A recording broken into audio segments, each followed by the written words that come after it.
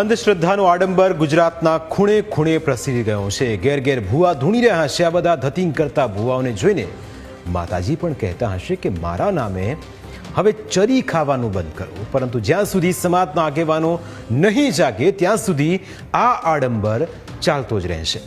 ઘણા સમાજો હવે આવી અંધશ્રદ્ધામાંથી બહાર આવવાના પ્રયત્નોમાં લાગેલા છે, જેમાં ડીસાનો ઠાકોર સમાજ પણ સામેલ છે. પરંતુ ડીસાના ઠાકોર સમાજના આગેવાનો અને એક ભૂવા વચ્ચે બબાલ થઈ ગઈ. આ ઘટના પાટણના સરસ્વતી તાલુકાના મુના ગામની છે. ગામની અંદર અરવિંદ ભુવા અને ઠાકોર સમાજના લોકો વચ્ચે ઉગ્ર બોલાચાલી થઈ, જેનું કારણ હતું ભુવાજીનું એક નિવેદન. મુના ગામે ભુવા અરવિંદ રાવળે એવો દાવો કર્યો કે તેણે ઠાકોર સમાજના દુઃખ દૂર કર્યા છે, કેન્સર અને હડકવા જેવા દુઃખ દૂર કર્યા છે. ભુવાજી હજુ તો પોતાનો કાર્યક્રમ આગળ વધારી રહ્યા હતા. તે દરમિયાન જ ઠાકોર સમાજના આગેવાનો ત્યાં પહોંચ્યા અને આ દરમિયાન જ બવાલ થઈ ગઈ.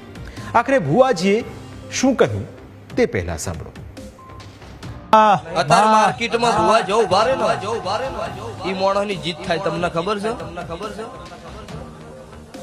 એટલે તમે કોઈ માણસ વિચાર્યા વગર બોલો ને એ મને પુહણું નહીં. જે ખોટા હોય ને જેને ખોટું કર્યું હોય ને એનું નામ લઈને જભા વચ્ચે કઈ દેવરાય કે આજે અમુક માણસ અમુક ભુવાર્યું ખોટું કરે, એમને બધા ખોટા છે એવું કહેવરાય નહીં. સંજયભાઈ એટલે આજ વિડીયો જોયું છે ને હમણાં 5-10 મિનિટ જ મને બતાવ્યું છે, ભરતજીએ જ બતાવ્યું. એટલે એમને મારી ચેલેન્જ છે કે બધા દુનિયાના ધૂણી જૂઠા નહીં, હું કાળું હીરાની 32 ની મેલડી ધૂણું છું.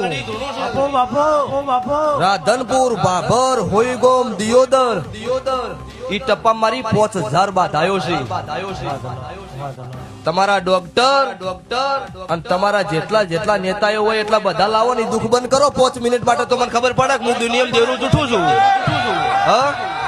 અને આજે સભા વાળો ત્યારવાડા તેર અડકાયા છે. નિદાડો કોઈ ડોક્ટર કે કોઈ દુનિયાના કેવા વાળો કોઈ પૂછવા વાળો તો ઇંદાડો ઠાકોરનો તેર સભા વાળો અડકાય થયેલો ફરતો ઇંદાડો હું છોડાવનારી મેલડી છું. એટલો બીજી વખત બોલવું તો વિચાર કરીને બોલો, ખુલ્લી માર્કેટે નોમ લઈને બોલીશ.